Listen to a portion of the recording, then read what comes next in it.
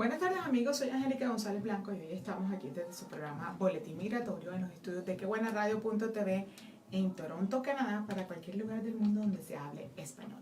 Hoy quiero contarles acerca de un avance que en mi opinión ha sido positivo desde el punto de vista migratorio para las leyes, para todas aquellas personas que andan buscando protección desde fuera de Canadá por la reputación que tenemos por ser un país en donde respetamos los derechos humanos, en donde valoramos y consideramos que la persecución no debe ser objetivo nadie debe ser víctima de persecución por ninguna razón de las establecidas en la Convención de Ginebra del año 1951 o la Convención de Refugio firmada en Ginebra en el año 1951. El hecho es que los países designados fueron acabados o la diferencia que existía entre países designados y no fueron eliminados a fecha de mayo 10 del año 2019. Esto es importante, así que hablaremos, estamos como siempre, como ya me dijeron en el equipo de producción que siempre llego tarde, siempre estoy tardecito para el programa. Quiero hablar hoy derecho porque quiero contarles cuál es el background, qué es lo que, o de dónde viene esto, de dónde salió eso de países designados y países no designados y en qué nos afecta y qué nos beneficia. Esta nueva regulación se dio en relación a aquellas personas que piden asilo político, conocido como refugio, que es el nombre doméstico que tiene la ley de migración, dentro de Canadá, cuando estábamos bajo el gobierno conservador, que yo siempre digo que fue el régimen conservador, y espero en Dios que a partir de las nuevas elecciones no exista ningún tipo de atentado contra, por lo menos regresar a un régimen de ese tamaño totalmente xenofóbico en términos de inmigración y todos los cambios restrictivos que hubo en esa era. Sin embargo, lo que heredamos de ese tiempo, de esa era, fue que para las personas o en el cambio que hicieron en el año 2011, si no estoy mal, en el sistema de refugio, establecieron que habían dos tipos de países: países designados y países no designados. Los países designados eran aquellos países que se consideraban que no eran generadores de personas necesitadas en protección o personas que necesitaban protección. Quiero recordarles, y a aquellos que nos han seguido durante los últimos 2 años a través de los micrófonos de Qué Buena Radio y de nuestros programas y también de mi programa, recordarles que el asilo político es una figura que nació después de la Segunda Guerra Mundial, y que esta figura lo que busca es que las personas que sufran persecución por razones de la religión, la nacionalidad, sus ideas políticas, por pertenecer a un grupo social determinado o por su raza, una de esas cinco razones, las personas no debían, en la comunidad internacional, después de lo que sucedió en la Segunda Guerra Mundial, si aquellos que me están escuchando y de pronto no recuerdan o no saben, fue la persecución a una nación por razón de su religión, no volviese a suceder. Y eso fue como lo que dividió en el siglo XX, lo que dividió el antes y el después, en donde hubo una fortaleza de la comunidad internacional.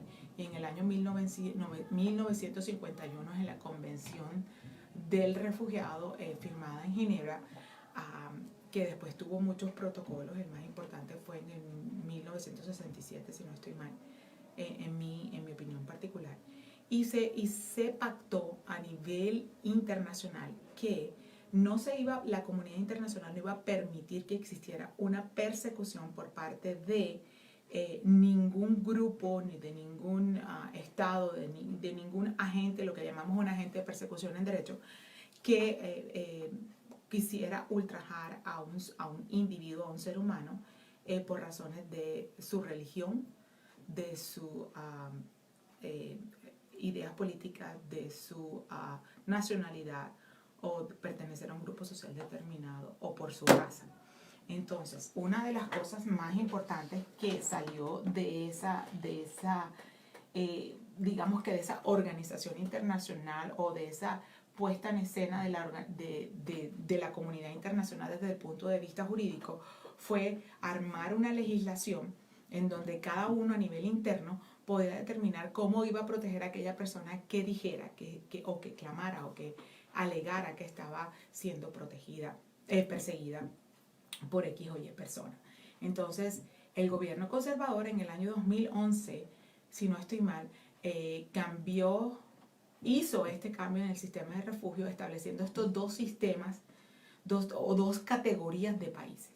En aquel entonces, si a alguno le encanta mirar mis videos de YouTube, que tenemos guardado todo, ahí estaba, yo decía, pero ¿cómo un país, cómo Canadá puede determinar si, por ejemplo, en ese momento mi crítica más brava era con México? ¿Por qué?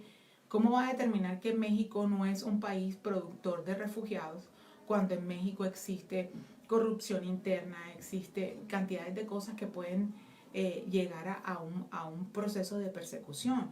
Entonces, para mí, en ese momento, cuando salió la legislación, yo decía que era imposible que un gobierno pudiera determinar bajo capricho quién podría o quién no generaba o no generaba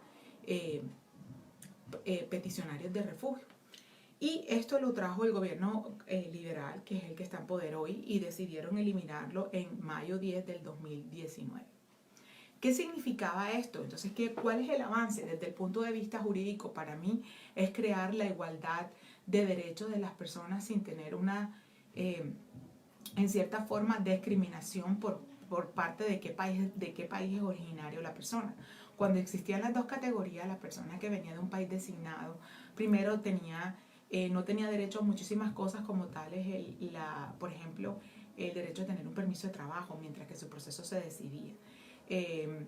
Su aplicación se procesaba en un tiempo mucho más corto, no tenían derecho a una apelación, o sea, había muchísimas cosas que los ponía en desventaja y hacía como dos rangos de países en donde en mi criterio personal yo considero que nosotros como país o como legislación, como un Estado de Derecho, no podemos llegar a tomar una determinación sobre otro Estado de Derecho. Nosotros no podemos decir que el Estado de Derecho de México tiene esto o no tiene aquello, porque nosotros no estamos dentro de ese Estado de Derecho todo el día para determinar si funciona o no la legislación y si no funciona la legislación o no.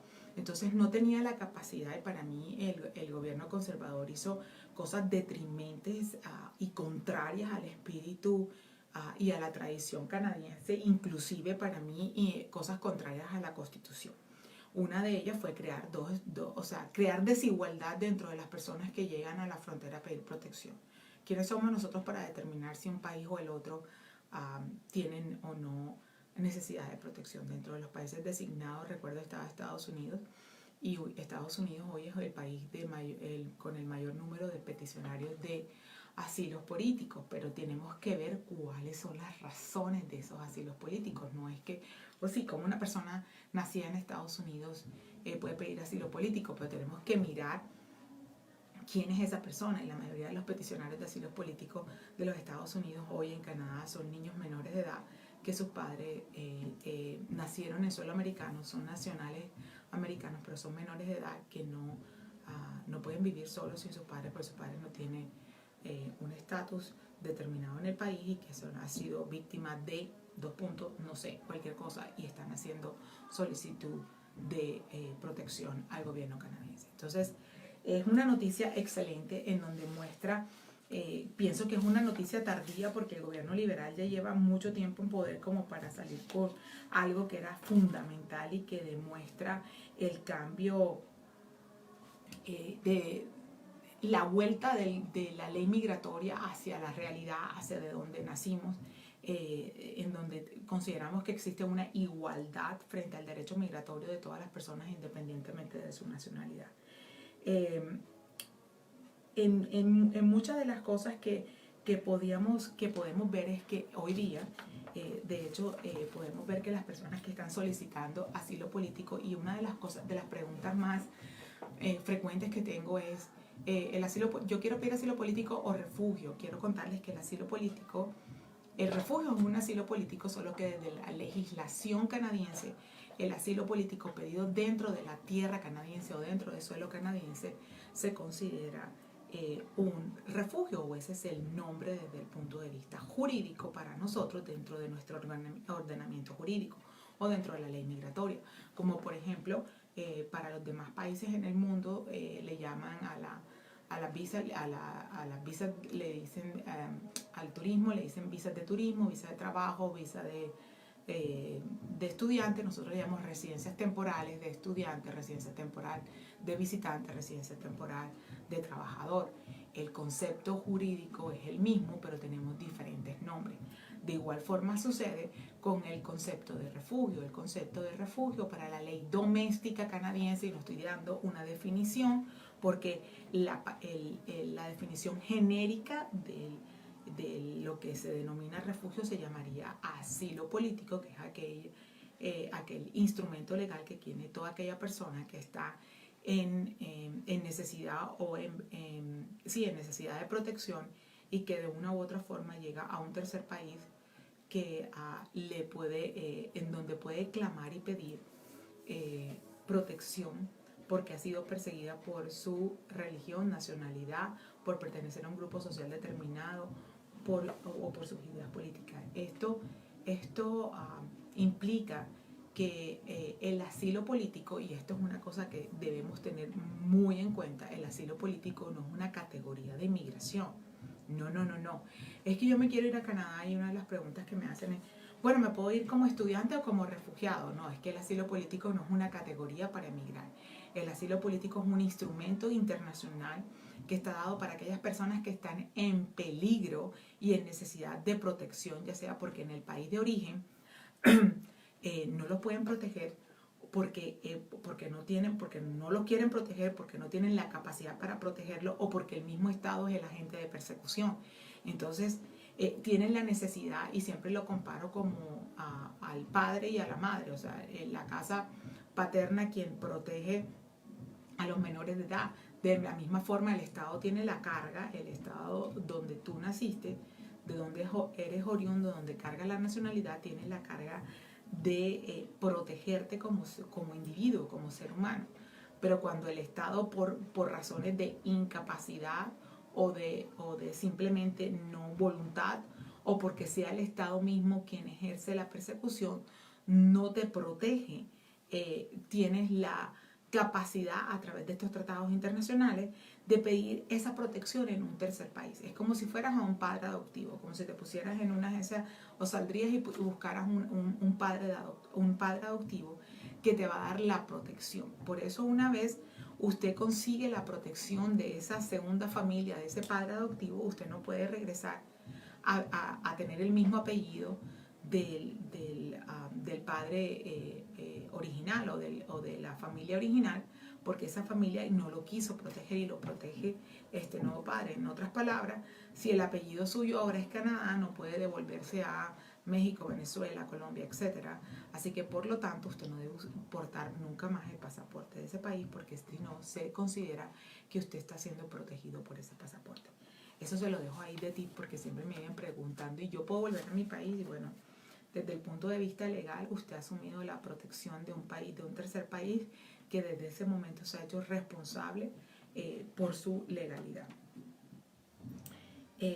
Quiero contarles que además el no tener esta doble designación o dos tipos de categoría de asilos políticos o de países o de las personas, es que no habían dos categorías de asilo político, sino que habían dividido los países, habían categorizado los países. Para mí, desde el punto de vista legal, es una forma de discriminación. O sea, ¿cómo yo voy a determinar, yo que soy un tercero, cómo voy a determinar cómo funcionó la casa allá? Yo lo que puedo decir es que si yo soy un tercero y yo me comprometí internacionalmente que si una persona llega a mi puerta y necesita protección y me da todas las pruebas y me muestra todos los hechos que realmente necesita protección, yo me comprometí a nivel internacional de que les iba a dar protección. Ese es mi rol. Mi rol no es ir a determinar si ese país tiene la capacidad o no de generar personas para ser o para personas que puedan ser potenciales para pedir asilo político. Entonces, la idea es que nos demos cuenta que este tipo de restricciones lo que hace es desvirtuar y desvalorar los principios naturales de derecho y las obligaciones originales contraídas por el Estado canadiense o por nuestra corona frente a la comunidad internacional. Para mí es una excelente noticia. Obviamente que esto ha creado muchas desventajas. Por ejemplo, antes del 2017, esta medida comenzó en el 2011,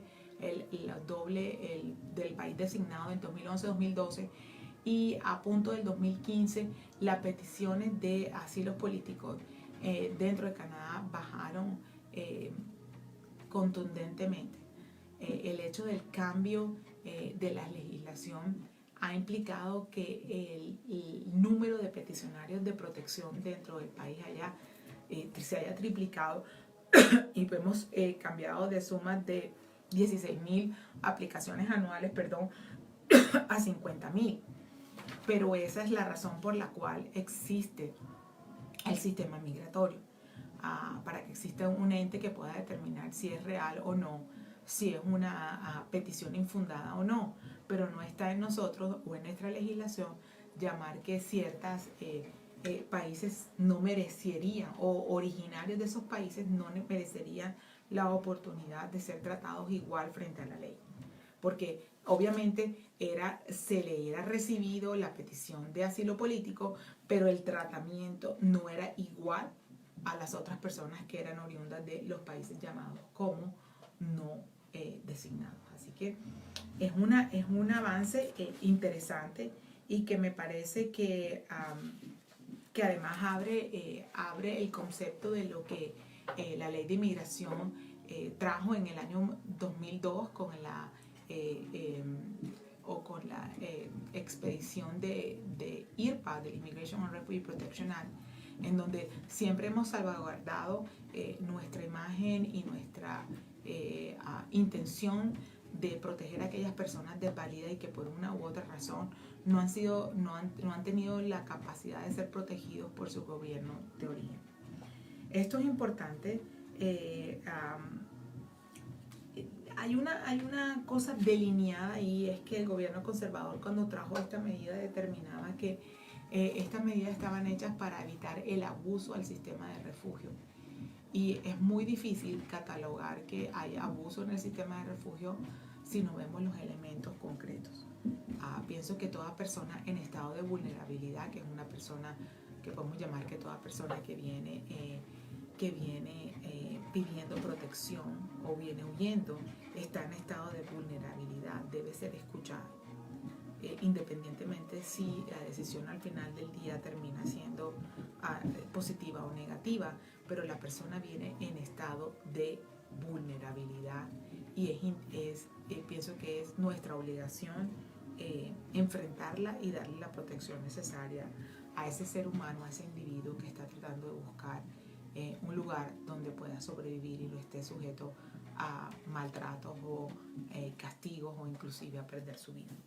Eso es lo que tenía el día de hoy por contarles y por qué los países designados fueron eliminados a partir de mayo 10 del año 2019.